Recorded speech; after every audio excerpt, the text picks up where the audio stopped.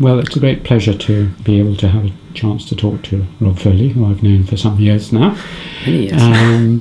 Rob, tell me where and when you were born. So I was born in Sussex in 1953. I was born in a little village called Three Bridges, I think. My father was an architect, and he was involved in building the Crawley New Town. So really I was born where Crawley is now, I guess. Ah, before it was built. Before it was built, or as it was being built, yes. Some people like to go back a few generations. So John Gurdon went back to the Norman Conquest, but most people go back to people they remember, like their grandparents, particularly if they influenced them in any way. Can you tell me something about your grandparents? Well, yes, my family on the sort of classic patrilineal side is Anglo-Irish. So my grandfather, who I never knew, he died when I was 3 or 4. He was the son of a family that had farms in County Waterford, and the family left Ireland in the early 1900s. And my great-grandfather was a marine engineer, and sort of broke the tradition, I think, of growing things in Ireland. And so my grandfather was brought up in Naples and in Geneva and various places. So my father was actually born in England, but there's a sort of Anglo-Irish line going back there. He married a Danish woman who was much younger than he was, who was my grandmother, who I did know well. She died in the mid-70s, and she was a very forceful figure. I wouldn't say I knew her terribly well. I was the last of all the grandchildren, the youngest by some way. So I think by the time I came along, she had it with grandchildren. And so, although she was very nice to me, she was. I was found her a slightly austere figure. My grandparents on my mother's side. My mother was born in China. Yes, she was born in Shanghai. Missionary? No, her father, who was a Scotsman from a little village in Fife, was in the First World War and trained as an architect. But after the First World War, I think there was nothing going, and so he'd married my grandmother then, and they moved to Shanghai, where he was going to practice as an architect. But he was quite a character. I did know him reasonably well, and he was really much more interested in horse racing, gambling, and other sort of sporting pursuits of gentlemen in the colonies. So I get the feeling he didn't do much architecture in Shanghai, but did a lot of riding. What was the name? His name was Hughes, Andrew Hughes. And I mean, the family story is he ended up managing a greyhound track in Shanghai in the 1930s. So my mother was born there, but she came back. The family came back before the Japanese invaded, and then so my mother was brought up just in Cheshire, Birkenhead, that sort of area. And of course, they were in. Both my parents were in the war, doing various things. My grandmother was English. My maternal grandmother was English. Came from Rutland or Leicestershire. Again, she always seemed very old compared to my other grandmother, but very nice, charming, nice family. Always, my grandfather in particular was always a delight when I was younger, because he was a grandson, a little boy's delight, because he loved, sports and games and all those things, which the rest of my family wasn't really into, and I was quite sporty. So, coming down to your parents, tell me something about them, and particularly their character and how they influenced you. Yeah, so my father's Nelson Foley. I mean, I should say that the Nelson goes all the way back. My grandfather was Nelson Trafalgar Foley, and you can trace the ancestry of this Anglo-Irish family back to the Battle of Trafalgar, when obviously, in a fit of enthusiasm, the oldest son got named Nelson Trafalgar and was ever since. So my brother, in fact, is Nelson Keith Foley, and even his son still got the Nelson. So my father's, he was, I was extraordinarily fond of him. He was a wonderful, wonderful man. He was an architect too, and he... he's dead now. He's dead. He died 4 or 5 years ago now. And he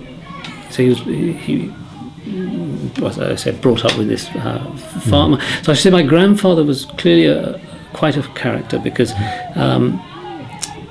no one quite knew what he did, but I suppose they had family wealth, and he used to wander around Europe, and he was always, I said I never knew him, but he was remarkably cultured and spoke half a dozen languages and played the piano beautifully, and my childhood was always spent hearing what a wonderful man my grandfather was. My father was I think probably very different from him, very quiet. He's one of those quietly confident people. He always felt tremendously reassuring, but he was always someone to stand in the background. He never was the sort who would push himself forward. He told me he really wanted to be an artist, and he wanted to do things like do stage design. But I think his parents thought it was too risky, and so he became an architect. And so my sort of feelings or the environment in which I think about him is very much this rather quiet English gentleman figure who was always there, always reassuring, wonderful sense of humour, in a sort of quiet, unassuming way, who did very little to ever force me, I should say, to do anything in particular. And he was always one of those nice, tolerant men. And he was a wonderful painter. So he particularly when he got older and certainly after he retired, he painted endlessly. So you can't see it, but there's a painting on the wall there, one of his paintings of the college. Of the college, yes, he painted that for me. It's actually this room. So watercolor, very nice, gentle watercolors, and that I think was probably the passion of his life. And I said to him, wouldn't you have liked to have been an artist? And he said, well, I would. He said, but I'd never could it, because my trouble is I can only paint what I see. And the whole of his life, really from the 30s onwards, modern art, he said, I couldn't do anything like that, because I never had the imagination to paint anything except exactly as I saw it, which I think was why his paintings are very nice. They capture the countryside and of course buildings extremely well. And he was keen on you going to university? He was very keen on me going to university. My uncle was at Cambridge, his brother, and then his sister's husband was also at Cambridge. So I think, although as it happens, nobody else in my family went to university, they were always keen. Again, there was never any pressure saying, well, you have to go to university or you have to, go to Cambridge. But I didn't need that much encouragement. I was always keen on getting to university. What about your mother? My mother's. So I think she'd hate me to say this. She's still alive. She's still alive. Yes. So she's probably, I would say, a more forceful character. I think. Obviously, you understand your parents. Very English marriage. Yes. A very English marriage. Yes. And she, in a way, I think she was someone who probably had quite an adventurous war, and she was in the Wrens and went out to Australia and did a number of things, and then really wanted to settle down. And I think for her, forming almost a nest and a home. So she's very much the classic mother who was at home. She did work a little, but not very much. And as I watch her now, her whole, you see exactly how for her, family, social relationships, and not just family, because I come from a small family, but all the relationships of people and people's children and so on, and what fascinates her. And was she academically ambitious for you, or not? Not really. No. I mean, she was always supportive and so on. I think I was just expected to get on with it. I don't remember anything other than I was just assumed that I would go to university at some stage. I can't think when. I was always fairly academically successful, so there was never the problem of am I going to pass the 11 plus, or am I going to come out without any qualifications. So I think it was just assumed that I would go to university, and by the time I got into the sixth form, I of course was genuinely interested in studying. We'll come to that. You have one brother. I have one brother. He's older. Yeah. He spent his whole life in Holland. He's a businessman, does markets things out there, and seems to be more Dutch than English now. What was your earliest memory? Not sort of trees waving in the window of your primary memory, but anything more concrete. Do you think you really remembered and weren't told by someone else? I think. So when I was 4, the family moved to Jamaica. Did they? Yeah. So my father has got a new job, and he went out to build the airport and the university in the West Indies. So we all decamped to Jamaica. So I've got the odd fleeting memory of England before, but really all my first memories are of Jamaica, and I can actually remember. And of course, you never know how much in the end memories are reinforced by photographs, because my father was always keen on taking slides, and I know there are slides of the boat going out to Jamaica, but I do think I can remember that boat ride fairly clearly, if only because it had the West Indian cricket team on it, and I still remember standing there and watching these enormous men practicing their cricket on this very small boat. It was the West Indians going back to West India. It was the West Indies going back to the West Indies, presumably after some tour. And how long were you in Jamaica? And we were in Jamaica for 4 years. So you do remember the later part of that quite well? So I remember, yes, and so clearly I can remember the house we lived in, and the veranda, and the. Where were you in Spanish Town? We were in a place called Halfway Tree, which was, I'm told it's now a suburb of Kingston, but was then, I guess, halfway between Kingston and Georgetown, I think. But so all my memories are of that, and certainly of sunshine and my dog, and running around barefooted and living what I suppose probably it seemed all big and enormous. Probably if I went back, it would be actually almost running around in a little small area. Very happy memories, those. Are they? Yes. Because your career is very similar in that respect to Stephen Hugh Jones. He was in the West Indies, not in Jamaica, I don't think, and then was sent home from a wonderful, warm sort of childhood to the cold, barren slopes of England. Did you find that when you came back? Absolutely. I remember. I remember my parents saying we're going home. I wasn't sent back. My parents left, and we all came back together. And I remember them saying, "Oh, we're going home now." And of course, I had no memory of England, and for me, it was a devastating, leaving my dog, my home, and my friends, and everything as one does. And then we arrived at Heathrow, and I do remember this, and it's a grim, cold, sort of, I guess, winter. I can't remember what time of the year it was, but I just thought, we've come home this is home. But I'll tell you, you mentioned Stephen Hugh Jones. Of course, we went to the same school. Did you? In Jamaica. Really? And it's very funny, because one day he and I were interviewing undergraduates here for admission, and a young man came in, and we looking at his application, and I think Steve said, "Oh, you went to school in Jamaica. I see from your things." And he said, "What school?" And the young man said, "Oh, the Priory School, Jamaica." And Stephen said, "Well, how extraordinary, that's where I went to school." And I turned to Stephen and I said, "But that's where I went to school too." And so this poor man then had to, his interview was completely interrupted by Stephen and I finding out we had no idea we'd actually lived in the same island and been to, not at the same time, but been to the same school. So yes.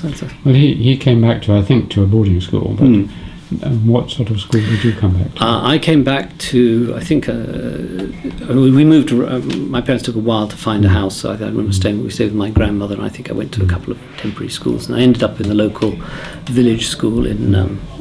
We were living near Red Hill, a little village called South Nutfield. So I went to the village school, preparing for the A-levels. My brother... Not A-levels. I don't mean what's it? The 11 plus. The 11 plus, that was a daunting thing. My brother, who was because he was a bit older, my parents were very worried coming back into the English system. He wasn't going to pass his 11 plus. They sent him to prep school. And... staying up with my grandparents mostly, so I was sort of he was then basically kept in the private system, and the expectation was I would go to the local grammar school, but I didn't in the end. They moved me to a prep school to be with my brother. Okay, where was the prep school? Prep school is a place called Brunswick in near East Grinstead. I think it's now called something like Stoke Brunswick. It was one of these small. Was that a boarding school? It was a boarding school, yes. Do you remember going to the boarding school? I mean, your first weeping night in the dormitory? I do. I remember. How could I? I'm not sure I can remember the first night. I can remember the first term, and of course I remember because my brother had been boarding for quite a while, and I was 10, I guess, when I started boarding, 10, nearly 11. And I was just so pleased, to have the incredible bright red blazer as a uniform and so on. So the actual going away didn't faze me at all. And whereas my brother was, he went through that whole homesickness, but it really, but about 3 days in, it really hit me. And I still remember going to my brother and saying, I want to go home. And by that time, of course, he'd fully settled in back with all the friends and told me to, don't be so wet and get on with it. Boarding school is boarding school. I think everyone has different memories. There are good times, bad times. I don't remember. I'm not going to tell sort of horrendous stories of dislocation. I mean, my parents were always quite close. They used to come and see us regularly. My mother would come and watch us if we were playing in a game. So I don't. I'm sure it probably left all sorts of deep scars, but they're so deep I don't recognise them. Were there any teachers at that stage who you remember as being influential on you? Or probably later. Probably later. I think.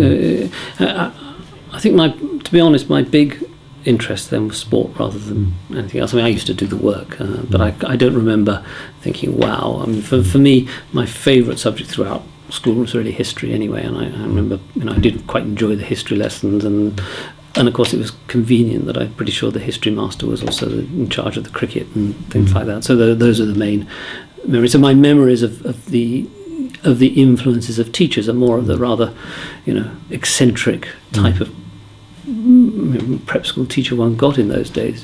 Slightly odd ex-military people, and defrocked priests, blown away, and so on. So it was those sorts of people. And I don't really, other than deeply tedious time spent learning French grammar and Latin grammar and so on. And I might say not a shred of science. None at all. None at all. Maybe one lesson a week of science. So we had a brilliant science master who ended up as a fellow of Trinity, but got some off. But you didn't do any of that. None at all. No, I don't remember. And the sports were cricket. Cricket and rugby were the two. I played football too, but cricket and rugby were the two sports I liked. And you were most. good at them, so you probably weren't bullied or. And I say to everybody who I think one's experiences of boarding school, you can almost probably divide the people who survived and the people who didn't according to whether they were any good at sports or not. Because if you were good at sports and you were in the first 11 or the first 15, you weren't bullied. I enjoyed the games. I liked the team sports, and so now I don't have any of the sorts of deeply the things. George Orwell was hopeless at sports, hated it, and as a result he had a horrendous prep school. Yeah, and I can see it. I think the people I can think of at my, I can't really remember my prep school particularly in that way, but at my public school, the older one, yes, definitely. The people who were not good at sports, and it was the sort of school where everybody had to play football whether they could or not, and so I can imagine you're stuck out on the wing when and the moment the ball comes to you, you're fast asleep and you miss it and the whole team screams at you. So no, but I didn't have that experience. So for me it was always enjoyable. Yeah, and then you said you went on to a boarding school, public school. So I went on to a public school, a boarding school, a place called Ardingly College in near Haywards Heath in Sussex. It's one of the what do they call it? Woodard Foundation schools, high Anglican 19th century foundation. It's the same as Selwyn. I think he's probably almost certainly made it. Certainly looks like my school, and it's the same sort of foundation. So it was a Church of England type of school, not terribly big, I guess, for 400 people, something like 400, 500 maybe. And how was that? Well, I enjoyed a lot of it. Again, I enjoyed the sports and I enjoyed some of the subjects. I found it restrictive by the end, as I think many people probably do. So I think I've been around private schools since. Now, and of course they're terribly comfortable, and the kids get everything. This was really, still Spartan, lavatories late outside. 50s, this was in the 60s, late 60s. So this was, I must have gone to public school, I guess 66, something like that. Lavatories outside. Lavatories outside. With doors or without doors? With doors. And enormous dormitories. I mean, none of this sort of private studies. We all slept no in televisions? No televisions. There must have been a television somewhere. I don't remember any television. Not in the dormitories. And certainly, no, but the dormitories have 40 people in them. Gosh. So it's just one long column of, and I think actually, thinking about it, one of the things I have become, I realise the idea of sharing rooms with strangers is one I never want to think about again, having spent half my childhood doing it. I always think when go to these big American conferences and people are always saying, I'll share a hotel room with you, and you go, no, done that. So no, but so it was that sort of...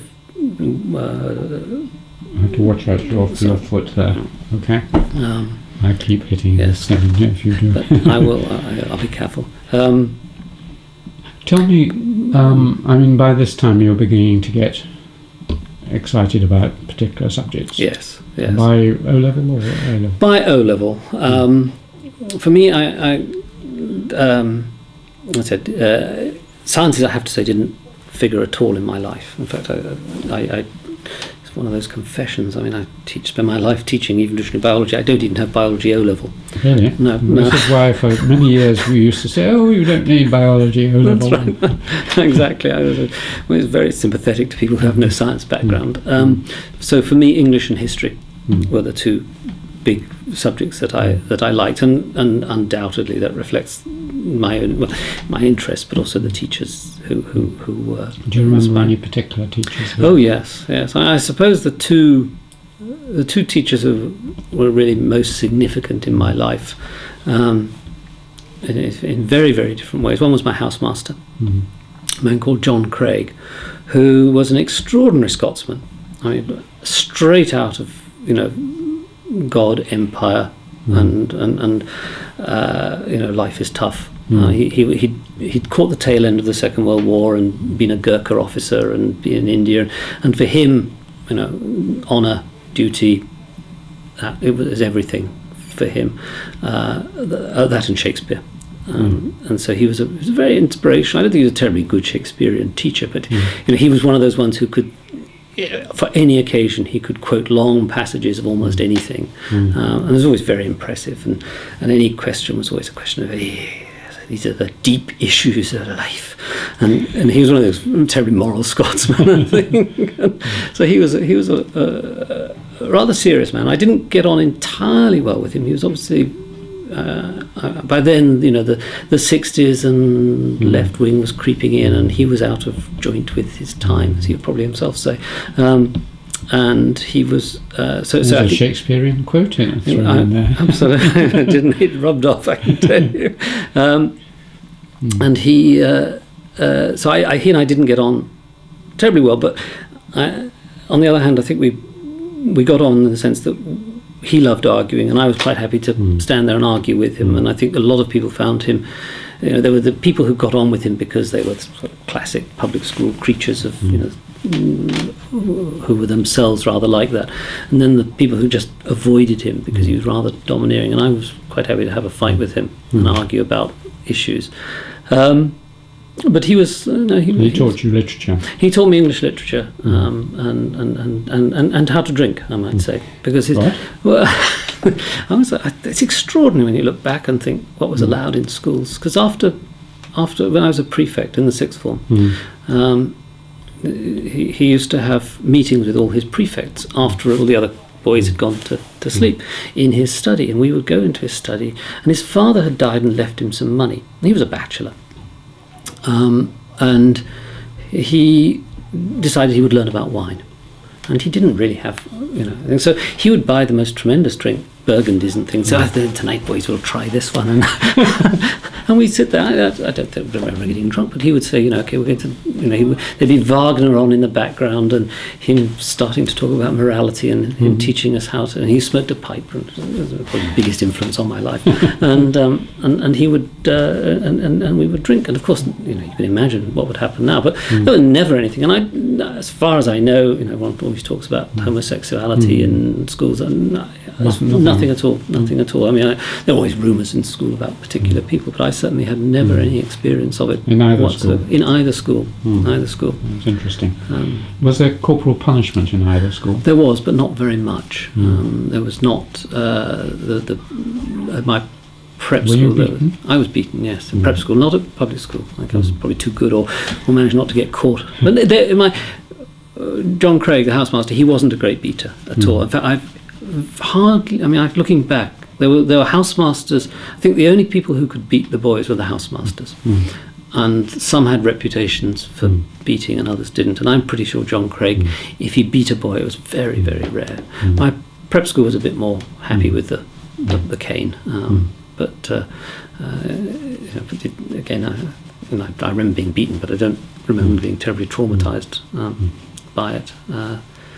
Who was you said there was another one? The other one was the history teacher, a man called Geoffrey Boxall, who was a wonderful man. He was very young, at least I realise now he was very young. He must have been in his mid-20s, and he taught modern history. And I have to confess, I decided to do A-level history, and I chose to do modern history because he was also the coach for the first 11 cricket, and by then cricket was the passion of my life. So I thought I'd increase my chances of getting into the first 11 if I took modern history so rather than medieval history, which most people tended to take medieval history. So it was a smaller group of people, and he was unusual in my school in that he was very left wing, and I think. I don't know how left-wing he genuinely was, but he liked winding everybody up and challenging. So my modern history was very much, as good, solid history from the French Revolution onwards, but it was also, to some extent, an introduction to modern political thought. And so we're now talking 68, 69, and of course we know what was happening then. And so, he introduced, I got interested in this, and he encouraged me to read things like Marcuse and Marx. I read Marcuse before I even came to university, and so I was a bit of a lefty, and I had, the writings of Che Guevara. So Keith Hart was right. He was right. Yes, I know what you're going to say. Didn't he accuse you of being a bit of a lefty at some point? Well, he accused me of being a Stalinist. I was never a Stalinist. But that whole excitement of that period, which is difficult. I mean, one looks back on it, much of it with deep embarrassment now. But it was there was a sense for me of challenging. He was a good historian. He was a good historian. He taught it very. Looking back, and what he taught me, and I realised, and actually, I've seen him since. I've had a couple of drinks with him since, and because I always feel when school teachers don't get the recognition. And one thing he taught me was analysis. He was the only one who really said, "I don't want you to describe things. I want you to analyse them and come to conclusions on the basis of the analysis." So our history essays were very much directed towards being able to take some facts, sort them, sift them, analyse them, bring a perspective to it. So that analytical thinking, and also he was also very good at saying, well, what are you adding? Where's the originality? Which of course we know Cambridge pushes, but it meant that I got that from an early age. So for me, Geoffrey Boxall was a good cricketer too. Was a bit of my hero when I was at school. Very, very nice man. What other things? I mean, were there other things apart from sport and whatever? I mean, drama. No, those the other things. Or... The other thing was archaeology, because that came in, and in fact, because I wasn't terribly keen to do French A level, there was a man called Tim Potter. No, there wasn't. A man called Chris Potter. Tim Potter was his brother, who had introduced archaeology A level.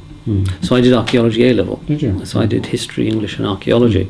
So that got me into archaeology, and I did become interested in all those classic things. Not so much Egypt, but Persepolis and the Persian civilizations and Mayan civilization. I was a real civilization groupie at that time. So I got that. That was it. But no, I'm afraid I wasn't very cultured. I read a lot. Literature, but I had no music. I wasn't interested in music or drama particularly. I didn't do any acting.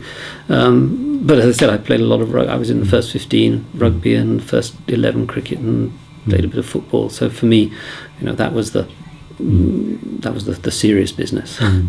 Those were really your hobbies. You didn't have any. No, I don't think so. I mean, the odd bits and pieces. I'd occasionally go painting with my dad, but he was too good, so I didn't do it very often. I mean, this is as we might call it, a mini Selwyn you've got down there, High Anglican. So you were probably confirmed. Oh, well, no, I wasn't actually. It was deeply embarrassing this, because I realised that everyone was expected to be confirmed, and so I went through all these confirmation lessons with the chaplain, and we presumably, I don't remember anything about them other than the end, just before the confirmation. And he said, well, now we've got to the end of this course, and I want you to go away and think deeply about why you're being confirmed. And I thought deeply about why I was being confirmed, and I went to the chaplain and I said, well, I'm being confirmed because if I'm confirmed, I get an extra Sunday out. And I said, and I don't think I should be confirmed. So I withdrew from the confirmation because I realised that was the only reason I was being confirmed. I'm embarrassed because I realised I should have got confirmed and got my extra day out having done that. So I'm not confirmed at all. But this is more than local relevance, your religious views, because as an evolutionary biologist you're caught up now in huge disputes about the role of religion and creationist views and so on. So usually at this age, 17, 18 is the most religious, and you're finding or not finding your faith or losing it or whatever. So can you tell me something about your religious views from then onwards? From then onwards. So the confirmation experience was, I must have been 14 or something like that. I was quite young. And I think, to be honest, I didn't give a great deal of thought to religion after that. For me, I love going to church. I'm a really, one of those terrible. My wife, of course, was brought up a Catholic. Is horrified at my atheistic enjoyment of church services, because I'm like many, I think, English people who like the sounds and the familiarity and the rhythms and the music and so on. To the chapel. So I go to the chapel and I like it, but I don't have. I think. I suppose technically I'm an agnostic in the Huxley sense of the word, that one cannot be absolutely certain, but for all practical purposes I'm an atheist, and a very materialistic atheist. I think what you see is what you get, and I don't remember ever having a great deal of anxiety about that. I'm sure if I dig deep I can probably think up either deeply hypocritical prayers when oh God, please help me get into the team or something, or else a niggling doubt that if one got it wrong one would burn in hell forever. Pascal's wager. Yes, Pascal's wager, exactly. And I think I'm probably I'm not as smart as Pascal because I went the wrong way. So for religion, for me, is a nice social backdrop. And obviously, of course, being interested in human evolution, I then thought very deeply about the nature of religion and where it is. And I'm fairly convinced that religion plays a major role in human evolution, which has nothing to do with whether it's true or not, but that for various reasons, the what it boils down to is that the more, well, I guess people who are religious have more babies than people who don't. It's an believing in God is adaptive, and I can give you all sorts of reasons why I think that's the case. And of course, I'm sure you've probably talked to Pascal Boyer many times, and I think a lot of what he says is very sensible along those lines. That the religion plays an enormous role in forming communities, forming largely antagonistic relationships between groups, and in providing mechanisms for coercion, for conformism. All those things, I think, work better with religion than not. Of course, so through natural selection, those who by accident got the religious gene, so to speak, well, yeah, so survive better. Probably. I don't think. I'm not sure. You're not going to get me to say on tape that there is a gene for religion, but a tendency to believe and to believe what others believe. Okay, so very few of us actually think things that aren't thought by everybody immediately around us. So there must be, I think, there's strong conformism genes. Now, of course, I could conform over politics, or I could conform over religion, and maybe that the religion is almost epiphenomenal to just, I must believe in the same as the man next door, because if I don't, I won't do as well in finding marriage partners, having my children looked after, all those things which play a part. So I think the belief, the commitment, is there something in the actual content of religion which is adaptive, and probably, and I would say, most religions allow you to increase your self belief. I mean, put it the other way around. I think Darwinism is one of the least adaptive beliefs in the world, because it's basically saying, I am not important. In the big scheme of things, I'm just, a statistical. So the Darwinists should die out. The Darwinists should die. I mean, well, actually, it's a serious point, which I think one of the reasons Darwinism. I mean, I think there are two reasons that Darwinism, which for me is such a core, obvious thing, is not widely accepted. And one is it's too simple. How many conversations, you explain what it is and everybody says, well, yes, that's right, but it can't just be that. It's too simple, and that goes against the whole grain of much of social science, which always wants to make things more complicated. And the second thing is, I think that as a sort of system of belief, it downplays the kind of egocentric view, and really, if you want to boost, I want to have a reason why I can go and dominate the world. Darwinism is not going to give it to me. So I think it doesn't. That's normal Darwinism, as you know. It's sort of sister or brother social Darwinism in the 19th century did. That did, yes. But I'm thinking in terms of just as the mechanism, the classic mechanism of natural selection. But I think, I mean, just going back, for me, then, I think religious belief is a very, very interesting thing. I mean, I would diverge from someone like Dawkins, who had, I think, a very old-fashioned Fraserian notion of religion that somehow, what is it? Magic, witchcraft, religion, science, a sort of a progressive system of thought. And I actually think religion is a different set of beliefs. My one and only I did actually give a sermon in the chapel once. I did indeed, because when George Patterson was dean, and they did a series on origins. And it was a daunting experience, but the theme was that scientists don't make good martyrs, and that the one thing we know about Galileo is that as soon as he was shown the instruments, he retracted, and whereas religious people don't. They say, okay, bring on the hot irons. And so I think that tells me a lot about the nature of scientific. It's a different system of thought, quite clearly. Well, just to go back to two things. I mean, you said that religious people had more children. You don't mean that they're Catholics or something? No. I just meant that no, I don't mean specifically that. Just the Darwinian calculus is you measure it in offspring. So if one says religion as a system of belief is adaptive and has evolved, then the implication is that that trait, however it is heralded, leads to higher reproductive success. So that's would be the phenomenon, and so that I don't think, I think for most of history, it's not religion versus non-religious people. Actually, it's usually one type of religion versus another type of religion, and but in the end, you have to think. I think to avoid the issue of numbers of offspring or numbers of surviving offspring, or numbers of grandchildren, is avoiding that. Not thinking about it is copying out. I mean, there's a study by a man called Voland looking and shows that for example, among, I think it's on the Dutch-German border. I can't remember the exact area where he was studying historical records and showing quite clearly that the more godparents you had, the greater your chances of surviving.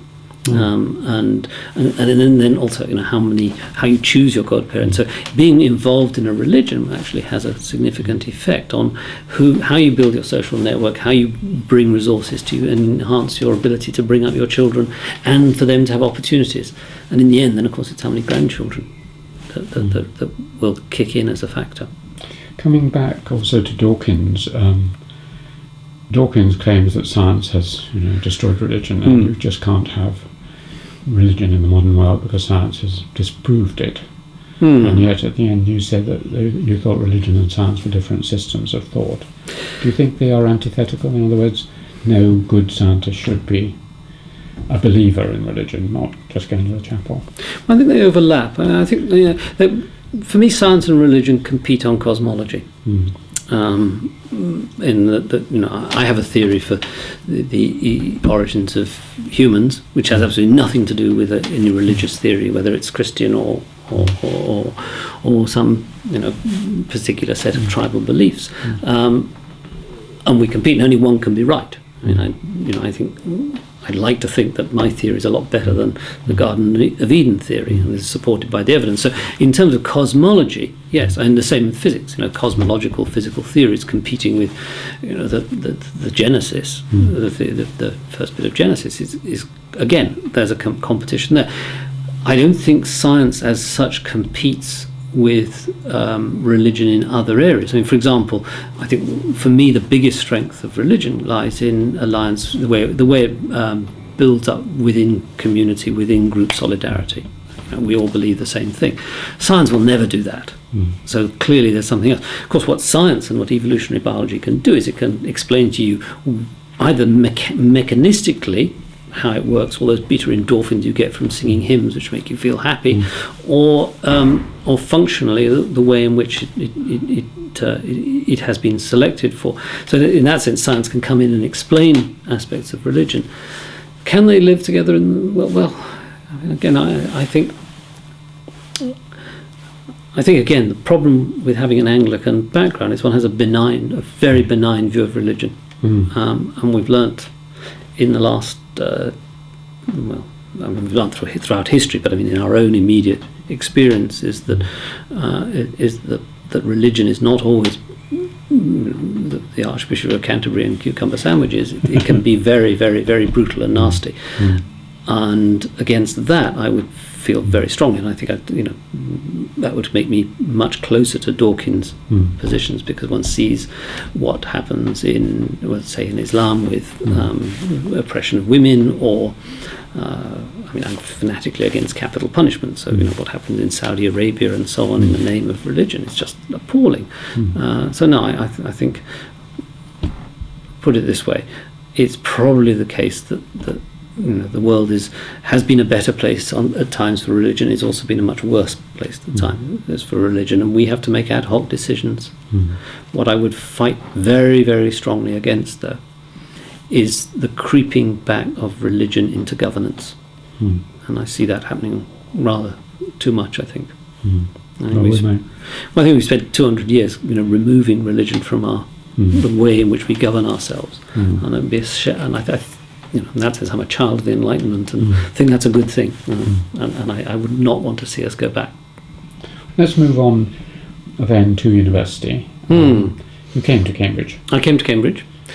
I came to do history, but switched straight to Arcananth. After a few weeks? No, before I came. Oh, I did the history scholarships and decided, and in fact I was interviewed for Arcananth. You went to Peterhouse? I went to Peterhouse. And were you influenced by David Clarke? David Clarke? Immensely. Is that why you switched? No, you didn't know. But it was David Clarke, instrumental. So I think I said I did archaeology A level. And as part of that we had to do a dissertation, a project. And Chris Potter told me that, I hadn't a clue what to do. And he said, there's a man, just finishing his PhD on the Belgic people or the Beaker people or something like that, and I'm sure his book's about to come out. Why don't you do it on the Beaker people or the Belgic people in Sussex? I didn't know. And then his book never appeared. so I wrote to David Clarke, who was he must have been a tutor at Peterhouse at the time, and got back a most delightful letter, and the proof copy of the appendices of his massive, the Beaker people of Great Britain or whatever it's called, his massive PhD work. And he sent me, and they were, looking back, I think they were the original proof copies, which he must have, proofread and gave me, of all the sites in Sussex that had beakers. And so I trotted to, thank you very much, and that was the Bible for my thing. Then I trotted around all the museums and did a deeply unoriginal dissertation, copying his drawings. Probably I don't remember. But he said, at the end of it, he said, I still remember, he said, archaeology is not a subject to be entered on lightly, but if you're thinking of it, you might consider Peterhouse. So I said, okay, that's the college I will apply for. And my school was horrified because they said Peterhouse was a very good history college, and I didn't stand a chance of getting in. So I go to Fitzwilliam, I think they wanted me to go to, and I said no. This man wrote me a letter, I'm going to go to Peterhouse. So I applied to Peterhouse and did the scholarship exams. I got an exhibition and went in and started Arcananth with David. Graham Clarke there? Graham Clarke was there. It was before he became master. So he retired, I think, 74. So I went up in 71. And he was the grand old man. I didn't really see him at all in my first 2 years. The third year I saw a lot more of him for various reasons. It was when he'd become master of Peterhouse, and he was. But no, he was. No, I always thought he was a very austere, distant figure, rather terrifying. But David Clarke. What was David like? I thought he was wonderful. It's very difficult to. Even now, I still get moved thinking about him, because I don't know. I should probably, for people who didn't know him. He was a very, very charismatic, young. He must have been 35 then, something like that. And man who had broken the mould of archaeology. He'd written a book which I think is wonderful called Analytical Archaeology, which the rest of the world, all the old people like Glyn Daniels said was dreadful, and it was unreadable, and it was full of jargon, and for him he was introducing science into archaeology was one thing. He was introducing theory. He was saying, we're not just telling stories about one tribe replacing another on the banks of the Volga or whatever it is that Voltaire says. And he, so intellectually he was a dynamite, and as a person he was. I found him always deeply. He was funny. He was a very, very funny man, very witty, had a way with words. I don't know if you ever heard him speak. Little. And he could be. He could really. Kick up a storm with his own rhetoric. Everyone thinks of him as this rather cold scientific character, but actually his language was very rich, and I just found him inspirational. And the supervisions with him were wonderful. Supervisions with him were wonderful. If you ask me what actually happened in any of those supervisions, I'm not sure I can remember. He was a very small man. I can sort of see him sitting on a small and round. Small and round, and sort of with glasses, and he would sit there and his feet would hardly touch the ground in the chair, and so he'd get excited and so on. And so for me, I think, you know, if I think about it, the link for me is that what Geoffrey Boxall really made me think about in history was really providing a theoretical framework for what you want to do. It's no good simply describing the French Revolution. You need to have a coherent theoretical framework which can tackle the French Revolution and Napoleon and the Russian Revolution and so on. And you have to think in ways that are consistent like that. And so I was almost pre-adapted to David's way of thinking, because that's the way he thought. And if my thinking, I think, is probably characterized by being fairly theoretical in the way I think about archaeological or anthropological or evolutionary problems, and I owe that to those to both instances, Geoffrey Boxall, but David in particular, who said, you know, okay, what's your model? You know? So he was terrific, and you did obviously Archaeology. So the first year you did social anthropology as well. I did social anthropology, absolutely. So those are the days.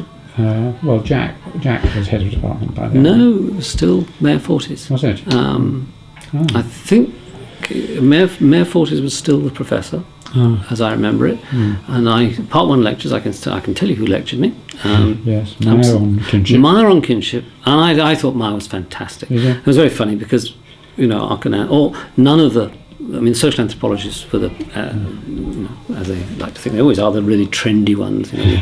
I was clearly marked down as either an archaeologist or whatever, and they never turned up for Mayor Fortis lectures because he was old hat and old-fashioned. So Fortis would lecture to a room full of physical anthropologists, and all the medics used to take it in those days, and archaeologists and so on. And we loved him because he was absolutely crystal clear and straightforward, and he'd explain exactly what witchcraft was and magic and kinship and so on. Whereas Edmund Leach would come lecture, and I still to this day haven't the slightest idea what he taught us. And so he taught us Tambaya. Watch out for the Tambaya. Tambaya. Yeah. Very good lectures. I think I seem to remember a lot of people gave little sections of four lectures. Ray. Great lectures on linguistics. I still remember, absolutely terrific. You've seen Ray? I just saw Ray. Yes. Who else? Jack Goody, didn't understand a word of. Again, that's partly because he never spoke to the. I can't be the first person here to say, you know, Jack Goody's lectures, you know, largely mumbling and things. Although I have since read his books, and of course I realise that they're terrific. Who else? G.I. Jones was still around now? Probably not. May have been. And there was a young guy in the museum called MacLeod. Malcolm MacLeod, who was. But you weren't tempted to do it? I was not tempted to do it, no. I thought of doing physical anthropology, but it was too dull. That was Jim, was it? That was Jim. Jim Garlick. It was Jim Garlick, Alan Billsborough, Alan's lectures were terrific. I don't know if you ever saw Alan lecture. No, I can imagine they were. Absolutely. You know, of all the people who lectured me pretty much across the whole of Archaeology, he was the only one who really lectured without a note. Really? Yeah. And he would put the slides up. He was your predecessor, of course. He was my predecessor here, and he hadn't even finished his PhD then, so it was very impressive. So who else was lecturing in part one? In the archaeology, there was Esther Goodyear. Esther Goodyear, I didn't see much of, but I mean, she was around. And I'll tell you, I mean, I was supervised by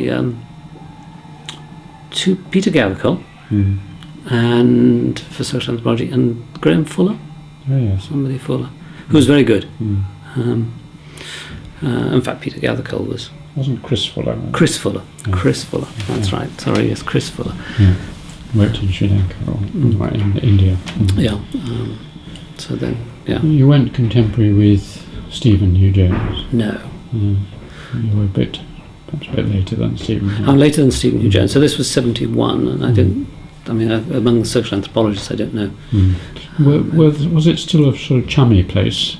People tell stories of going off after lectures and things to the bun shop, and there was quite a close relationship between the teachers and the students at that time. Yeah, I think so. I mean, for archaeology, I mean, the archaeology thing was very departmentally, because we were all still in the old faculty building then. And there was a strong community. I mean, if we move, I did archaeology, and then archaeology department was dominated by a few very powerful figures. I mean, David was very influential, but he wasn't actually even a lecturer. No. Then he was a college fellow and rather peripheral. And David had his, groupies, I suppose we were, in effect, but he never really involved in the politics or so on. So the dominant figure was Eric Higgs, and that very much drew the students in. And then, of course, if you did the Paleolithic, Charles McBurney too. But yes, there was all, as I remember it, very friendly. I mean, certainly I would say there was a much more involvement between the students and the lecturers than there is now.